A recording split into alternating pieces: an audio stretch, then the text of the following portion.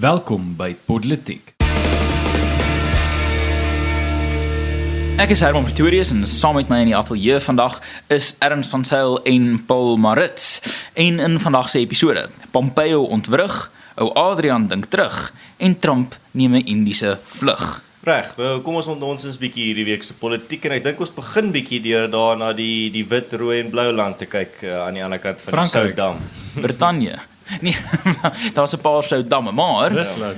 nee, kan jy net konsentreer op wat ons hier doen, Paulus? Verstaan, ek weet dis vroeg in die môre, Dit is baie maar moeilik as Daniel nie hier is nie, want Dit ek is moet al ons die mis tegniese goedjies kyk en ek weet nie mooi wat aangaan. so as vandag se episode regtig sleg is, dis Paulus se skuld. 'n een gemmer ou en twee ouens wat dalk gemmer kan wees sit in 'n vertrek. Dis letterlik hoe ek het Wie is die gemmers? En ja, op die soort van die oors op die jas. Die Pompeo besoek aan Ethiopië. Ek dink dit was 'n interessante ontwikkeling. Die lang en die kort daarvan, ek dink ons luisteraars het almal dalk gesien wat daar aangaan, maar Mike Pompeo het met die ekonomiese ontwikkelingsliggaam van die Verenigde Nasies hier in Afrika gepraat in Addis Ababa in Ethiopië. En Addis Ababa is in Ethiopië, nee. Ja, Uitstekend vir 'n die oomblik. hoofstad waar die Afrika Unie gesit Vir 'n oomblik het ek getwyfel myself. En as deel van hierdie toespraak het hy ongelooflike welkome opmerkings gemaak. En ek moet sê die Suid-Afrikaanse burgerlike gemeenskap dink ek kan nogals baie in hulle noppies voel hiermee. Ek weet van die Instituut van Rasverhoudingskant af het ons al oor die afgelope paar maande so waar ons kan met diplomate en agter die skerms en so gesels en van die verre ooste tot in Amerika het ons met mense gesels en die AfriForum is nou in Amerika besig met dieselfde internasionale drukveld tog. En ek dink dit is ongelooflik positief dat hierdie aanslag van Suid-Afrika se burgerlike gemeenskappe begin resultate lewer. Ek dink ons kan terugdink toe Trump in 2018 gepraat het van die grondkwessie, plaasmoorde hier in Suid-Afrika en nou met staatssekretaris Mike Pompeo, die Amerikaanse hoofdiplomaat, wat hierdie opmerkings gemaak het, waarin hy gesê het dat grondonteiening sonder vergoeding het hierdie trekrekord van mislukking in Tanzanië en Ethiopië en nou in Suid-Afrika word hierdie weer oorweeg. En hy maak spesifiek melding van die feit dat dit sal 'n ramp wees vir die Suid-Afrikaanse ekonomie, maar meer belangrik vir die Suid-Afrikaanse mense en hy maak 3 punte. Eerstens dat die opperheerskappy van die reg gerespekteer moet word. Tweedens dat eiendomsregte fundamenteel is tot ekonomiese welvaart en ekonomiese aktiwiteit en derdens dat jy net deur die respek te toon hierdie 2 kwessies met agting te hanteer werklik inklusiewe ekonomiese groei kan bewerkstellig. En my kollega John Kemberman maak hierdie baie goeie punt dat die ANC werk op hierdie sogenaamde balance of forces konsep nou al vir hulle hele bestaan, dat hulle beweeg en hulle kry stelselmatig die momentum agter een kant van 'n saak of 'n ander. En John maak die punt dat Mike Pompeo dalk nou net gehelp het om hierdie balance of forces weer in 'n ander rigting te swaai. En ek moet sê ek dink nie dit moet ons verskriklik baie hoop gee nie. Ek dink hierdie impak is beperk, maar die feit dat hierdie tipe opmerkings gemaak word deur die belangrikste diplomaat in die wêreld is waaragtig iets wat die ANC onnosel sal wees, verder onnosel meer as gewoonlik, om te ignoreer in ag geneem die handelsbande en die diplomatieke belangrikheid van Amerika. Wel, dankie Herman, ek dink dit is 'n baie volledige inleiding en dit ondervang dit wat binne in sy gesprek plaasgevind het. Natuurlik, wat vir my, kan ek amper sê, wat my asem wegslaan, wat my amper met 'n ken op die grond los, is die reaksie wat 'n mens gesien het daarna.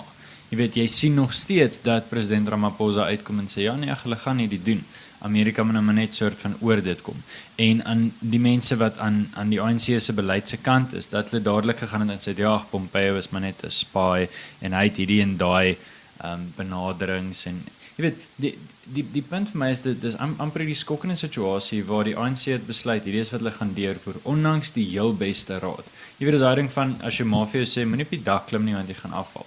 En jy besluit nee, jy gaan dit doen. En dan kom jou pa en hy sê, moenie op die dak klim nie, jy gaan afval. En dan kom soos jou vriende en mense wat omgee en geleerdes en dokters en sê, moenie op die dak klim nie, jy gaan afval. En jy gaan, weet jy wat, ek hoor wat julle sê en ek weet 'n klomp mense voor my het al op die dak geklim en afgeval, maar ek dink hierdie keer gaan dit anders. Die nasionale demokratiese revolusie. Ja, hierdie keer gaan dit anders Eis 'n ander dak En die afvallery. probleem is dis besig om dit gebeur met soveel ander goeders. Dit gebeur met die NGV ook. Dit wel eintlik alles waarmee die ANC op hierdie stadium aktief besig is, met Eskom en die SAL ook.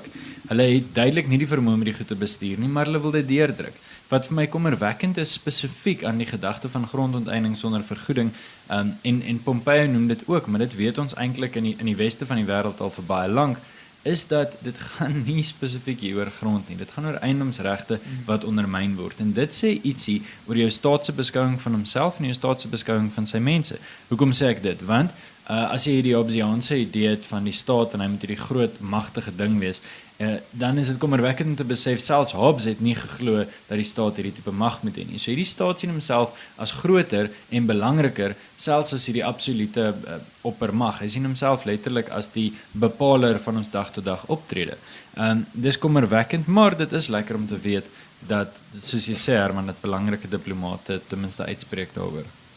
Nee, ek stem 100% met julle albei saam. Ek wil net 'n paar gedagtes wat ek wil bysit. Ek dink regtig Herman, die belangrike punt hierso is die ANC se reaksie op kritiek van buite af. Ek dink die ANC is soos 'n kind wat nooit gekritiseer was nie. En ek dink hulle was verlang die witbroodjies van die wêreld, het uiteindelik net prys van die wêreld af gekry. En nou dat hulle ewe skielik bietjie 'n kwaai woordjie kry van Anna-Kanisia af, kan jy sien, en wel, miskien is dit net ek wat dit sien, maar daar's definitief 'n angstigheid en 'n ongemak met dit. Dit is nie die baie rustige fasaad wat hulle voorgee van ag, ons gee nie om nie, dit is maar net wie ook al die week iets gesê het nie.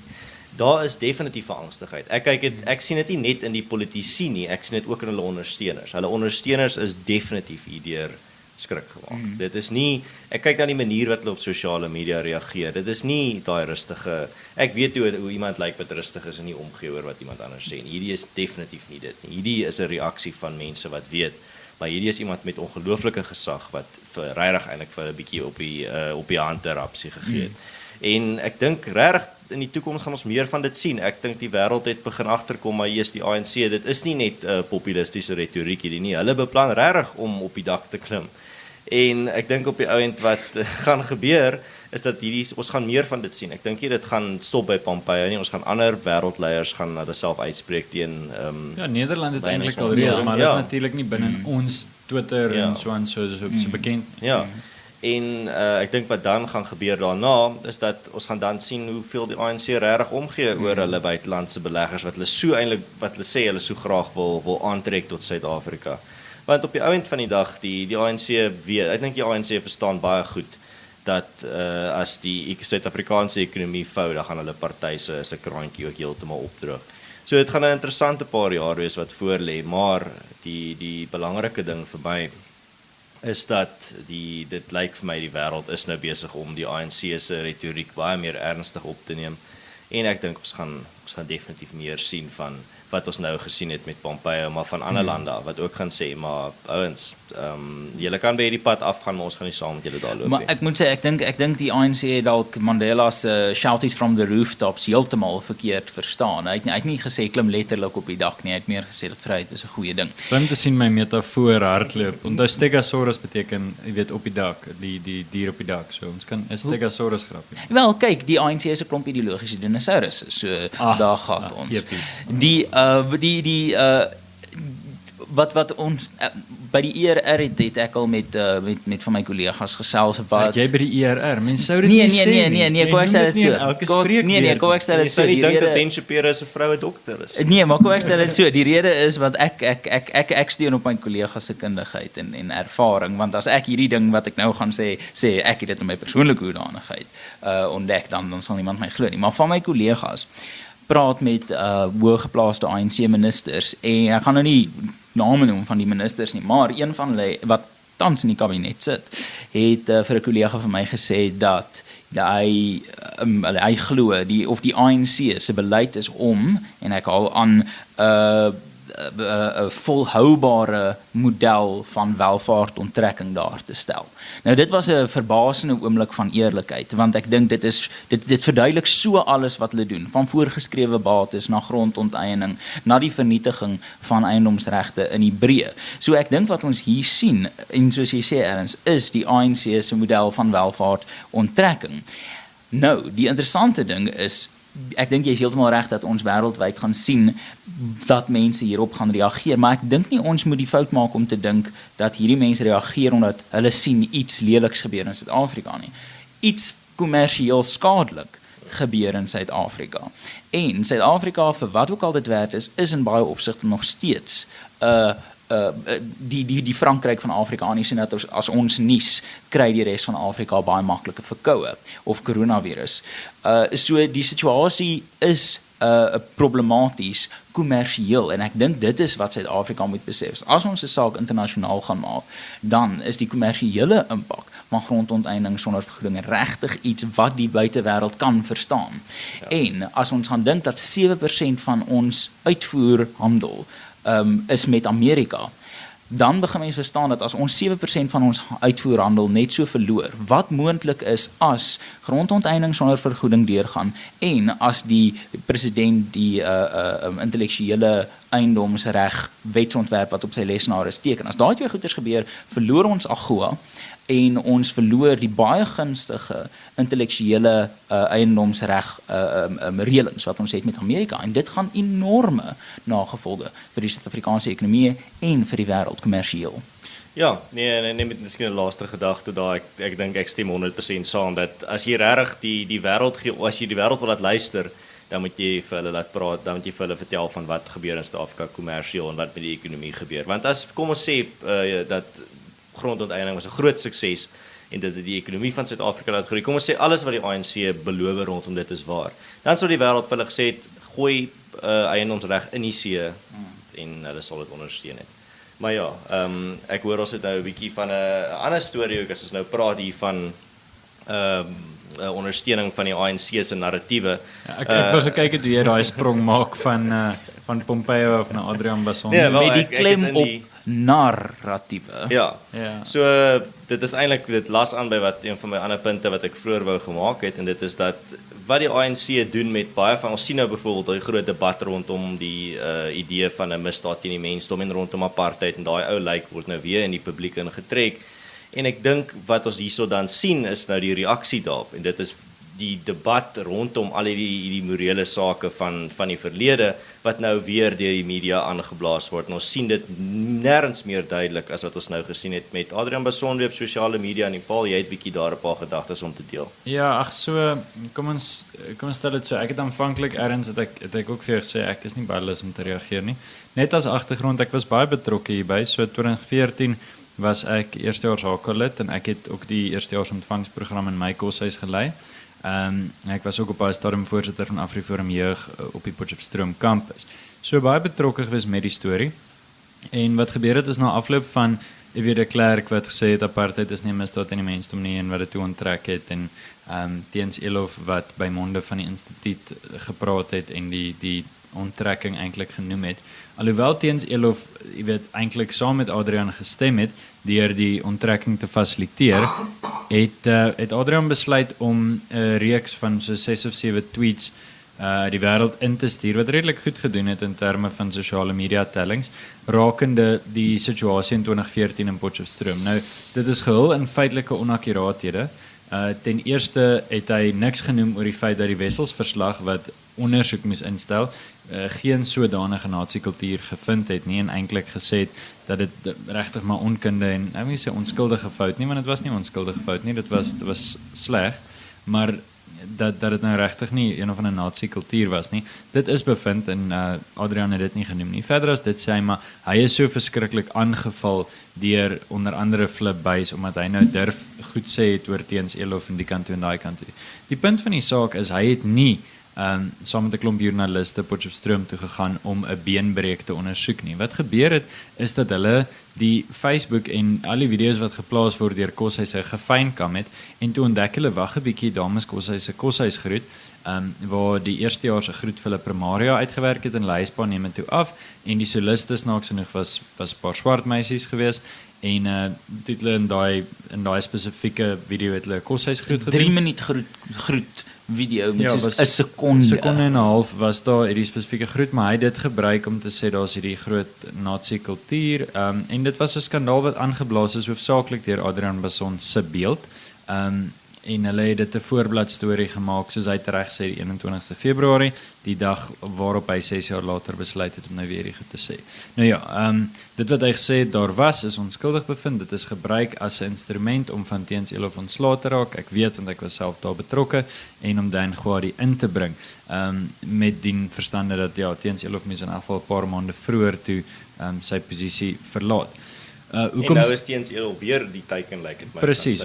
Hoekom sê ek dit? Want Adrian Basson het hier so 'n bietjie net gegryp na ietsie. Ek weet nie of hy relevant wou bly of hy lank terug 'n tweet gehad het wat 'n klomp retweets gekry het nie. Wat hy gesê het was sy kant van die storie. Daar's 'n groot verslag gewees wat hy nie aangehaal het nie en ek dink dit is sleg. Ek kan nie van hom te veel ligtheid te gee nie. Die storie moes in die verlede gelaat gewees het waar dit hoort.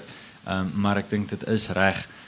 Erns soos ek nie op sosiale media bespreek het, dat ons ten minste ons kant van die saak stel en sê, natuurlik regverdig ons nie onderdrukkende koshuispraktyke nie, maar as jy een kant van die storie wil vertel en jouself as die held wil uitmaak, dan is dit net reg dat mense reageer. Net miskien jy is volgende aan die beurt, maar net vinnig, dis net vir my so mooi om te sien hoe die hoe die skurke so mooi die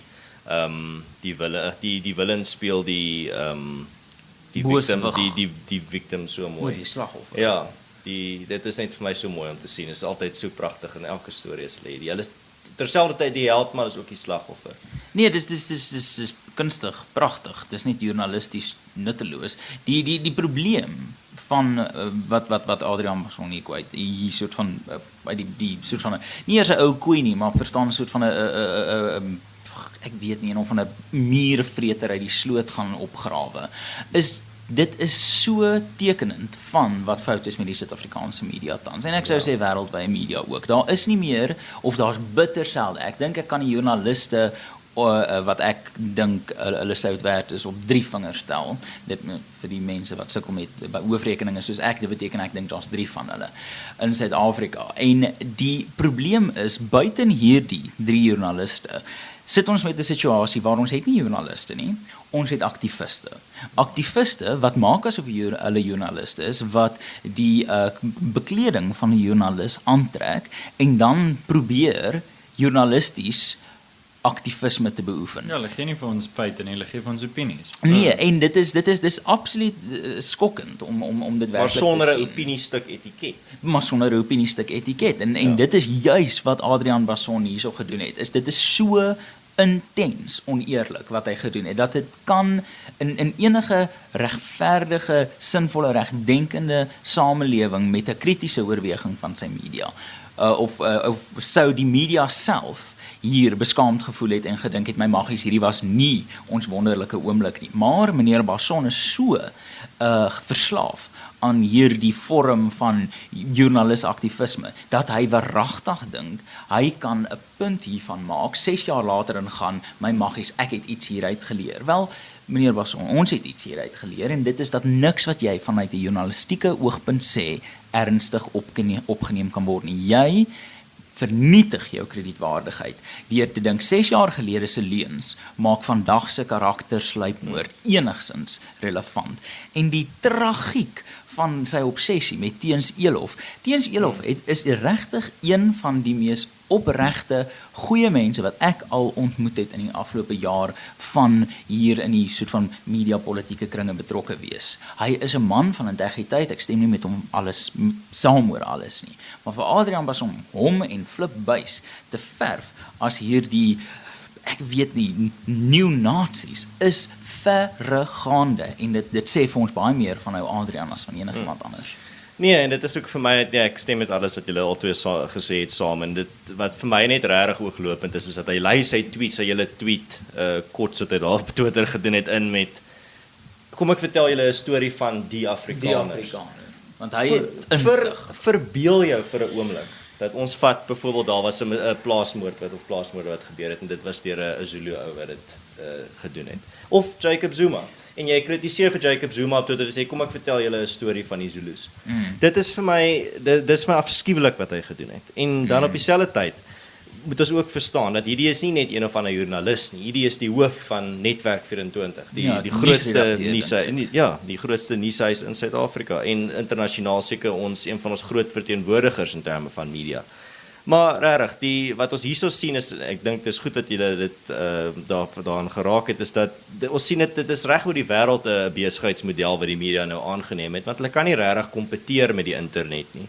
Die internet is baie meer vermaaklik as die ou vorms van nuus. En toeganklik vir Ja, Jan en Alleman. toeganklik. Jy kan die video gaan kyk om agter te Ja. kom, het Mike Bloomberg se veld tog 'n grappie gemaak. En jy hoef nie meer wag tot die volgende oggend vir die koerant om te sien wat die nuus Ja. is nie. So om daarmee te kompeteer is die media, die hoofstroom media wat op 'n tyd baie respek gekry het van meeste mense af, is nou hulle dink hulle in Amerika nou die onlangste polls wys dat ja, die media se aansig in die publiek is nou die laagste wat dit nog ooit was in geskiedenis van die land.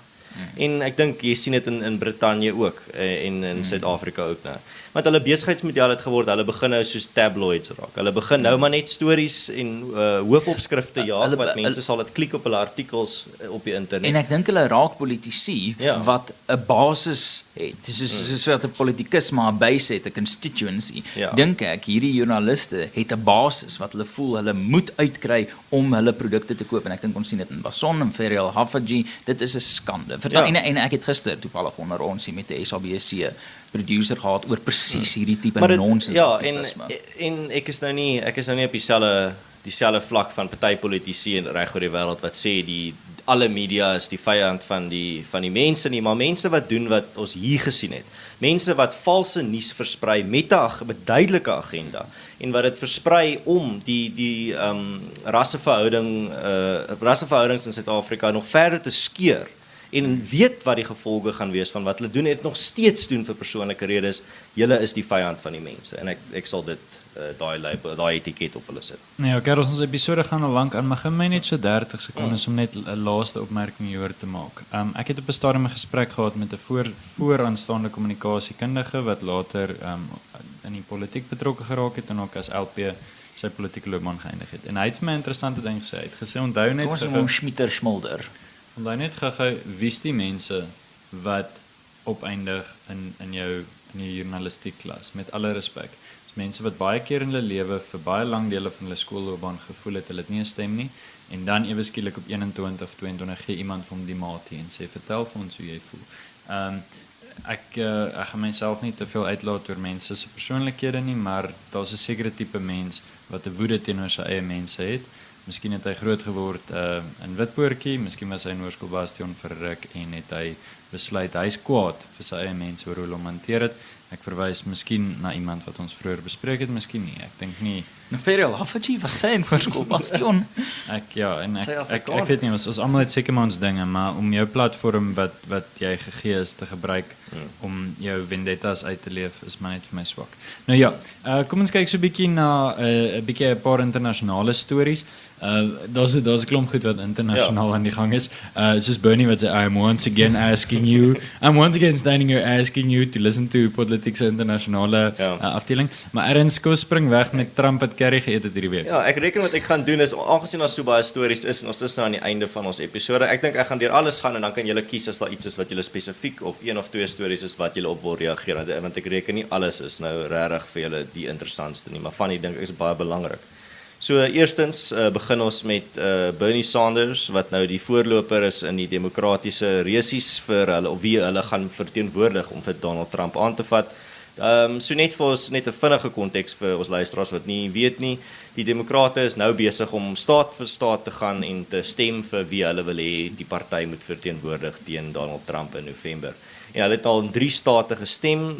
Die eerste staat was 'n absolute kraaiennes met in terme van klomp foute wat ingekom het. Die app wat hulle gebruik het om te stem het heeltemal die pad byster geraak. En eintlik weet ons nie regtig wat die resultate daar was nie. Almal stry daaroor, maar op die ou end was daar half 'n wen vir Pete Buttigieg en Bernie Sanders amper gelyktydig. Die tweede keer by die tweede staat het Bernie Sanders gewen en nou die derde staat het hy weer gewen. En op die ou end lyk dit vir my nou en dit het hom nou die voorloper gemaak. Iemand wat in die verlede nie eens deel van die demokratiese party was nie, omdat hy homself 'n sosialis genoem het, is nou die voorloper. So dit is baie interessant. En dan Donald Trump het ook vir Indië besoek. Hy het daar so 'n toespraak gedoen en dit is ook maar net 'n gewone diplomatisiese besoek wat gewoonlik gedoen word om bande tussen die lande te versterk. Ons het bietjie voor die pos begin opneem met politiek bietjie daar gegrap, so ek sou graag hoor hoe die manne daar wat vir hulle uitgestaan het daar. En dan ook die goedkeuringsgradering van Donald Trump het hierdie week by 46% gestyg, en wat hierdie belangrik maak is dat Obama se goedkeuringsgradering was gemiddeld rondom 47%. So dit is nogal 'n groot veer in Donald Trump se hoed. En dan laastens iets wat ek gedink het nogal 'n skrikwekkende storie is wat gister gebeur het in terme van wêreldmarkte wat uiteindelik deur die coronavirus geaffekteer is en bietjie gehoes het. Ek dink die Amerikaanse aandelebeurs het met iets soos 4% geval. En dit is regtig iets wat mense moet begin dophou, want ons het nou al 80,000 gevalle in China, oor 1,000 in Suid-Korea en daar's al 2,600 mense wêreldwyd oorlede aan die virus. En Italië het nou sy eerste groot klomp gevalle gekry. Hulle is al by die 200 gevalle en hulle het nou begin dorpe kwarantyne, waar hulle sekere dorpe sê maar julle mag nie uit die dorp uit gaan sonder sekere permissies nie, en hulle is nou besig om die siekte baie ernstig op te neem. So, en ek kan sien dit is hoekom die markte reageer, want hierdie is besig om ekonomieë te raak. Nie net in die ooste nie, maar ook nou in die weste. So ek dink die twee goeders wat vir my uitstaan is dat eerstens jy praat van Bernie Sanders en coronavirus, jy weet hierdie siekte wat internasionaal versprei en mense se dood veroorsaak en ekonomieë vernietig, en dan ook die coronavirus wat jy aangeraak het, want jy het sosialisme wat mense se dood veroorsaak en ekonomieë vernietig. vernietig. Nie aan die coronavirus geraak nie. Dan wat jy nie meer in my kantoor nie. Met erns weet mens nooit nie. So die interessante ding hier wat ek dink ons gaan sien is wat ek wil fokus op nou 'n politieke soort van vreemde kreatuur is wat nou gaan gebeur tussen Mike Bloomberg en Bernie Sanders. Daar word ons hou julle oë oop vir 'n breë kanonvuur scattershot benadering van die Bloomberg veldtog om Bernie Sanders, hierdie trotse sosialis, te keer om die nominasie te kry, want ek dink die demokrate, so mal as wat hulle gereeld is, dink ek hulle weet dat die coronavirus is elektoraal meer vatbaar vir die Withuis as iemand soos Bernie Sanders. Ja, okay, goed. So 'n klomp internasionale stories natuurlik. Ek dink dis belangrik om dit dop te hou, en die interessante ding is hierdie is die stadium wanneer die Amerikaanse politiek juis belangrik raak is, wanneer daar hierdie twis is oor wie die kandidaate is wat gaan staan. Nou alreeds lank terug het verskeie, ek sê lank terug, maar maande terug was al mense wat gesê het dit gaan twee ou wit biljonêers wees wat teen mekaar staan vir die Withuis, wat eintlik, jy weet, as jy nou interseksioneel na dit kyk, sê dat jy sekere dinge kan sê oor die FSA en so. My gedagte is maar net dit. Ek dink wat die Demokratiese Party betref, het hy soveel interne moeilikheid, hy het soveel van 'n identiteitskrisis dat dit miskien goed is dat daar iemand van buite af kom. Ek dink hulle is vir soveel jare vasgevang in die Clinton en Obama narratief. Jy weet dat daar mense was wat gesê het nee, maar laat Michelle Obama staan, want dit gaan mos werk. Om net, jy weet, dit weer te probeer om die vrou van 'n vorige president op te stoot. Ja, so ek dink wat die Demokratiese Party betref, hy moet homself vind.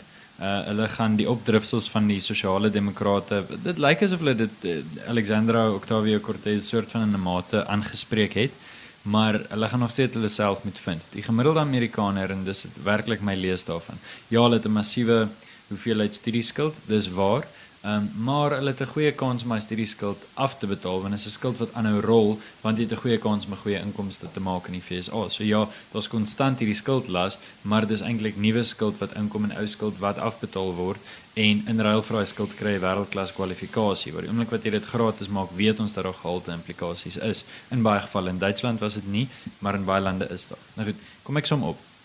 Ek dink 65% van so daai selfde meningspeiling wanneer jy verwys erns wat vir Trump op party plekke 49, party plekke 46% goedkeringssyfer gee. Daai selfde meningspeiling sê daar's 65% kans dat hy verkies gaan word. So baie Amerikaners wat nie met hom saamstem nie, dink tog dat hy herverkies gaan word. Ek is geneig om saam te stem. Amerika hou daarvan om 'n president vir 'n tweede termyn te verkies. Dit het baie lanklaas gebeur dat dit nie so was nie. Daai 8 jaar stabiliteit is maar net iets wat mense soort van gewoond kan raak. So ek dink ook in 'n groot mate die demokrate weet dit en ek dink Mayor Pete Buttigieg, hoe mense dit ook al sê, hy weet dit ook. Hy wil nie nou president wees nie, hy wil oor 4 jaar president wees. Hy gaan net sy naam in die hoed hou vir so lank moontlik. Sodat hy oorweeg kan word. Ek moet wel sê, en dis my laaste gedagte op internasionale nuus, ek dink met die plek waar die demokrate nou is, gaan die Republikeine dalk oor 4 jaar dit weer kan vat. Ja, wel, die ding net wat ek miskien ook my gedagtes mee wil afsluit is ek wil eintlik hê dit moet 'n resies wees tussen Bernie Sanders en Donald Trump. Want ek dink dit gaan 'n perfekte toets van die tydsgees in Amerika en dan dan ook van die wêreld wees, want op die ou end baie van ons ideologiese invloed kom van daar af. Ek bedoel, daar's soveel terme en idees in Suid-Afrika wat nie hier begin het nie, wat eintlik uit Amerika uitkom.